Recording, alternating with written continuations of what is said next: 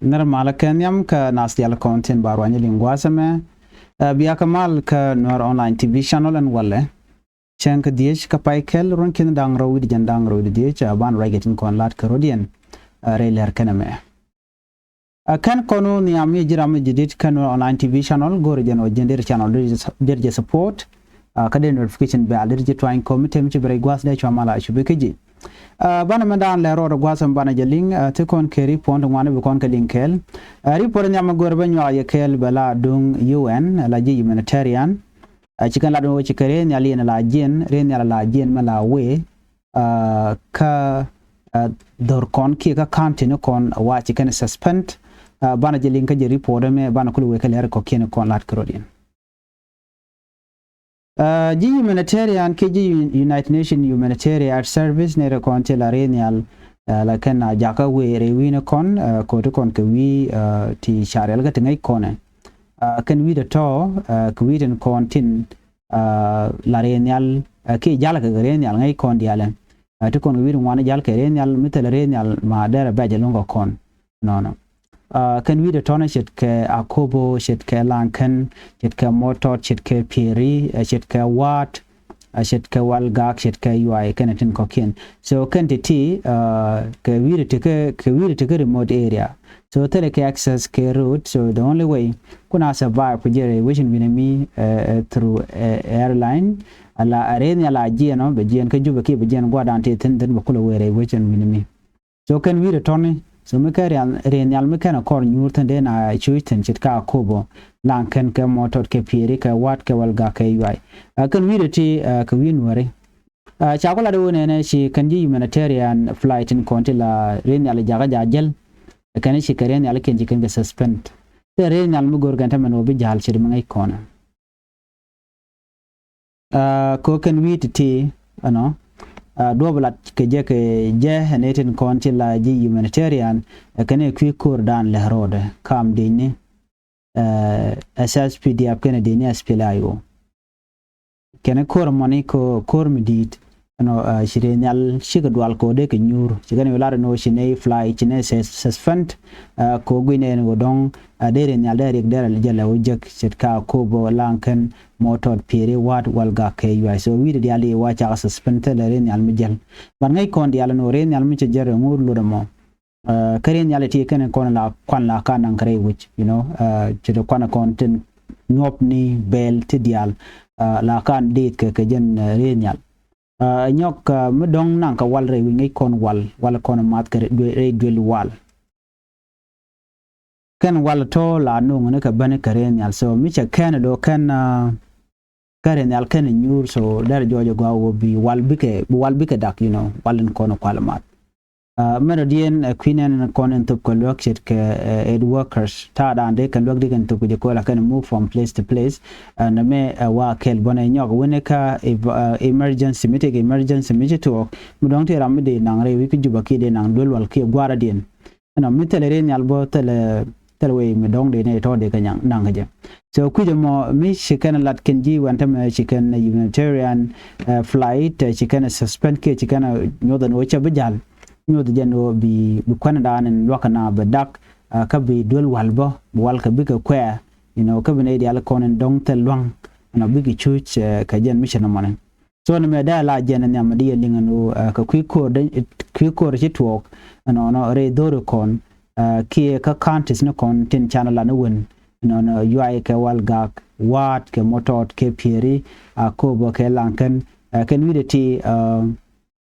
coach kore tokten kam de ne SSP de kene kuma SPLIO jen ko suspend ke je lo shere in form of punishment bo mi chira kono gi kone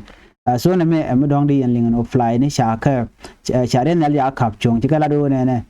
big jal unless she security shagware which in binimi ka joran chikalat one ka big report them de conling ka kwibun ka man chal ka red bell group red bell group ngai kon diale you know jen cha chola ne rebel movement de che kon dialing chal ka je terrorist group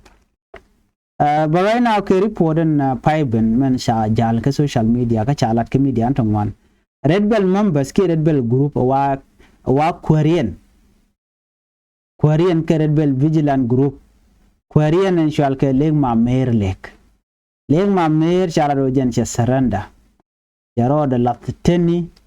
kuma kirmi yadi lateni SSPDF che surrender and tam right now ke report cha no re wage board wa shi government force shi ga wena gwa da na chenga re do da antetin shi ka wen winami chala da commissioner da na Kebor County would young mishal ke Samuel Atenpage shala da George no ne shi kwar da na Kebor Bill group mishal ke leg ma mer ya surrender antama che surrender tele kor mishalat yaro da tup ka kore chanang re which kajuba la chanang kajuba capital chanang kane de kon nang South Sudan People Defense Force chanang jen chanang kane de chop ko badda kala ne katin la jikwara shari por me chala de nono leg ma me ko jen a wanted person ko gwase dan me ko me tok bor gwade dan che ne te kondela security officer chaganektin ka chane ga ba chaganak and then jojo de gwanol chelara mu gor ke he was a wanted person by that time but ka new year pai we la tum new year no she kwere dan man ka born winimi wuri shala ten pejane ke ena kwere mom ten gwanmom wa ken she can lead the Red Bell group she can palika she can jogo no shine pardon ka kujemo der lunjok lar kana ka show service mishalat ke new year which bor ka chu ke leg ma meri wana choli ngan jogo no please ku surrender peacefully tele kor mi gor ka no bitwo chaji palika ka tindi ala konan chitwo wan wena mo an walle shi leg ma mer she surrender leg ma mer wa ko surrender ke two thing ka bana ka linkel en ko dubdang rotin ken ko surrender ka jemo Red Bell leader ke Korean Diego Jenwo Roger Dana Chalat commissioner dung jongle gwada chela do nene ajeni cheji palika wan mi she show service ja atenten ke lwa kot jen gwada na we wudi shalga le ma meru we palika ten Diego Jenwo jen do badana kuling ma mer ko sarande ke je ka kume SSPDF men den gwas me dongda la shude cha chol ke je jen ship of defense force la kwaren kwadine me che Red Bell group chaga jogo nona kwa saranda kato ba mai kun ka kwaro report any base mila base SSPDF we atin and gwada mo kan Red Bell members kan no ka wona ka leader yen she commissioner she la do wona jenen tam right now wona ka mu gorga jeno ba ngaje no Red Bell group adobe den ko saranda ka jama ka nyok Red Bell group bone ka kurda na tere kana ke do badana don ko roda lat ko kuma je wan woda baje lat ka gwadan be but for now Red Bell leader she surrender already jen chanang rewi ku jubba ka jo dan chala da wajen jele kel kane dang badak batanin kan kalat men dit gwasa me wa Red Bell group wa kweren jele kane jo badak dio ka jan 8 members but chala do kan dit full detail kana kon ngach no ki exact number kana ngajino ban ma ngake ne de konin shine wa ka ne dan badak tin jelga jekel amma den gwase me men bana ngach gwade da ne Red Bell group me te gare wage bor no she members of Red Bell group she nyen she clash ke de ni ko la national security no ke security forces and gwade dan no she ga na kan nak te ka police ka sha Red Bell members group ba sha nan na che men civilian bo ke juj bo che te ne mo dong cha nya de ti chi yu bo are kwa do mone so right now gwade dan me che kon me che to ka ju no yen bia surrender chi kana look and then you can chu nyon na o be kor ba to but right now mi chi do mi chi new year che bena 2026 me chi ram da na commissioner yen wood jan me de bo ano she we cha Red Bell members cha ga palika anyok shi ate ko ne she al chala delegation de ko ne kan galat kam niken an gude me mishal keleng ma mere ne chagu je kan je SSPD abno de kan nang je men mi ajo no chwa nak ba je kon te bene de content ku je sponsor ne re kon ko uniform na ko ko match wa ba ko la te ne cha chu kan la ne ste kon ganen barai na cha full detail ba kul non ko gwasen be so ne me mutu kan tam anyok en Red Bell leader ne leg ma mer wa cha yen ke quarter tam ja ke quarter cha di 10th kwa kujenu ba jalun ke chaja bulun ko shirmi ram muku surrender jen so don't borrow the announce no jen chala part of national security ke national army so kujema ba na front line na me da la jen da na de kono lat ka kwi mana to wa mu gwalun ka kwi bor ko che surrender ko bi security tension bel talk ka ba restoring security point ke bar dial ba lat ka dob da na dong de ken de na mu ko jabo so kan telo jen ko che leng ma me che surrender so na me amle rode Malian government banaling da la mangai kone ke kwi ko dana to kam SSPDF nating one you know of course ke jan time me ngai kon madan le rode ano GSPLIO chicken issue chicken to chicken na jogo no ne yene dia la konin de bor de yarudun watch chine nyin ke de kontin la le ko la ne de kontin tila jiwch nyin ne ke de bate ke report mi chakulat gwazan benwa yekel an walle te jojo gwano SSPDF shika advance waka ka Nuer area so na me bukon linga gwa ka do dana shalat ke jen ano SSPDF mu we kamo ka dor dana tin kontin lan werte keten ngom betok so bana all the detail ka je report na bana jeling ano what happened we ka kamone ki mu shoda lat magor kana bugo nyin kan war mo chenga dan channel lingo no ne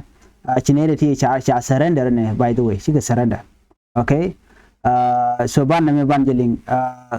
ki mana chora lat right now ka je report me min kono me wadi ni SSPDF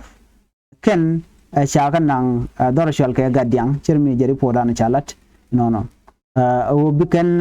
bukarin kulo jako buka wokor buka nyin ke SPLIO ka munlal na me emile road right now ana ke report da ana shanung kwale nyak ke yekelen taman wa kan chalin mobilize ni ki juba shiga were waje mo bor wadan ku karin lawri ale katin ko buka wokor no mi chiga re ale ka modern cha ko mu ka torbiyar tinwan no ko buka we do not forget that candidate to shalkati de SSPDF teleka salary am kam ke kwa use ne ke kuma kirmi yadit ka do badana don da use ke je ko kane te let she chitel ngwan shi chitel way out so mi chaga jakore which ka jongle you know chi de SSPDF shi chuk and then ga kora wa ken chaga jaka gadiang yaga nanga gadiang ko bi ka kor bi kana kulo wori alakan winimi ko bi kan relo ko bukan kulo we kap ka jodan chalat ngai kon diale dini SSPDF share yale kelong ko ke odoran cha kam ke nyok bo waken cha moral cha je bus ko cha ju no ba mu ke yo ramo ken ba mu ke yo no so mi china mo mi le ro de me de kono kon ngach no so na me da la agenda na gor no de yaneling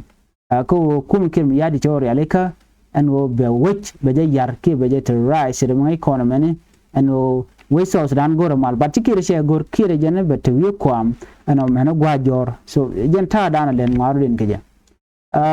in another report me de kono nyoko min kono gwasa me bala jo mishala no take GSSPDF gwada me tichiti ai te ban linkel no gwasa me ni ke report shalat gwasa me dong de kono ling you know je kono ling kasawa me chituok ka sawa la par mishala swa ane chineti 1000 chika surrender chika we ka bon SPLIO ye kono ni chikon nen take event mishala reken chika rudin declare no ka part of SPLIO kan bon mo bon sawa and do be dana ku ka surrender ke je by the way ken wa take order mi chano ne ka juba order mo me chano lo ai chala no shi kan bon di ala ti kan bon ken ke ne ken kontin tila de ni ken shi kan ka jago ba ke integrate into national army so she ne ko na commander ken ten ku de ne tet ke den shi kan lock they rejected that chikela no shi chong chinera mat ka pa de spela yo ne ri choke kis an walle ka jom chalat gwas me ku yana linga ne wa chi de ni chop ko korjen bakel widon wan ke de ni spela yo wa kan shi the fact chicken we ka de ni SSPDF no kan new fan ga jen go danan ku ka tiaitin new fan ga te ka panal state ka chenga dh an wala ka pai kel ron kin dano jen dang red bakel wa deni chop ko koren bakari don wana wenyam tisi jen ka SPLA wa chike defect we ka Sudan People Defense Force SPDF kan yu fanga ne me amle roda chane de kon chiti ay shalat jote ken ka chikani chike official ceremony chikana lat ka SPDF Division 2 kana agwele commander agwele force kana fanga county commissioner call guy chikala do ne chane de kon la fighters tinti surrender ketin kon chiti ay tinti we kaka gani kan ka receive ka Division 2 commander Major General Majok Michael Ochan so na me chikala do ne ka joint declaration which kan lat ka jen chang de ka paikel run ki da nyang bakel chikala do ne an wala chine SSPDF chine join no lo chi ka SSPDF Division 2 and agwele force under commander General Johnson lo tu bo ka joran chalat kan General Paromi agai so na me amile road and tem right now right which bin mi kaka no shi SPLA wo shi ka sananda but within that defection tell statement mi shara release kuma Maraik Dakama Chala first by president na mo kan network tel mi chanalat gwaza me take letter mi cha gor la kuma dung SPLA she can condemnation she can lat SPLA she can le gadan chi to ga SPLA command she can condemnation letter she can lat ka do badana cha POC ka bentiu na cha je dwan mai ka je ka United State ka chang wan ka pai ker won kin daro yandang ro bakel Sudan People Liberation Movement in opposition she can ta dana cha protection of civilian la POC cha ja ta ka je the SSPDF United State she can no a very serious violation ke international humanitarian law and wo cha ne the control IDP cha ga man mark chicken statement mo chicken release SPLA chicken la ne can POC site chicken military base ka kujimo cha unify for cha de nang tin ngwa man ano ko na mo chi mele road so ko kujimo can be civilian bekan gang the SPLA accused SSPDF of deliberately targeting POC site instead of dong de kin ke SPLA mayo wa chi ko goronare kem ka ano ala force din che were kem ko kan ne de konti la SPLA ayo kan go gore kem ga joran chalat ku kan logo no nyin kan ne kon la SPLA yo tin tere kem ka civilian but charen chore kem ka logo ko na kana so mission na me chala ne unlawful ka wedi kodi yen chi ade gor civilian ka ben yen kor ben yen rar charen bar ray kem ka kan SPDF we kan gor ne ko la civilian pel kan kor dan rar she opposition movement chikan la ne shol kan United Nation UNMIS African Union IGAD and other international partners they should have taken urgent action and they can civilian they can protect ka bintio ka de ne konti lat ke jek de ka yika ensure accountability kan warning ko mi we won yam no wo ba ne de kon la displaced population wa ka ma gwa da na ticketing kan me shi me gwa de ne SPLA I will take a ko de ne SPLA yo kan den kontin kulin yin ke kuma SSPDF charin yo bar chirin bare kala kan mo she acceptable unacceptable ko che gwa no de civilian de go step re kemka so na mo report Michigan lat ka do ran chalat ke je kuma SPLA yo chikana condemn Michigan me so de dial lat kon ke tikitin kon lat ko rodin so ko kuje moni kuma SPLA yo kan ku kan defenero chirma ngai kone no dwar mi cha coordinate party ki bon dung SPLM pinki mi yadi den obi kan kuma mo right first by president Dr. Machar no be kan a deal weekend janta dan tikitin chicken go te malum de tan so no walle right kone sha look Dr. Machar cha nyok min lat ke je sha look mo cha je tuk ka kangaro court ke jo dan cha lat ke je bado tele detail chane nung chit ko cha ala do redin wal so dio je ka kor gwaten be bana dia ko lat ko rodien bu kon ka link kelen o ngum shore lat ka that trial and wale ki cross examination and dana chalat ka queen and konte la nin kasni ka qui Dr. Machar kan ne dang baro ban ma dan letin ki men le rode yo ban je link gwada dana cha all the information cha ka display kan ke je kan kala online ko la kan kala ko social media bana ko je ka kore jan gwada dana goro de pekten me jiram jidit kan online TV channel gor jen wajin dir channel de support de subscribe ko de notification bell de to en committee mi ci bare de cho mala shu be ke ji ka pat ani ya te kamal bye bye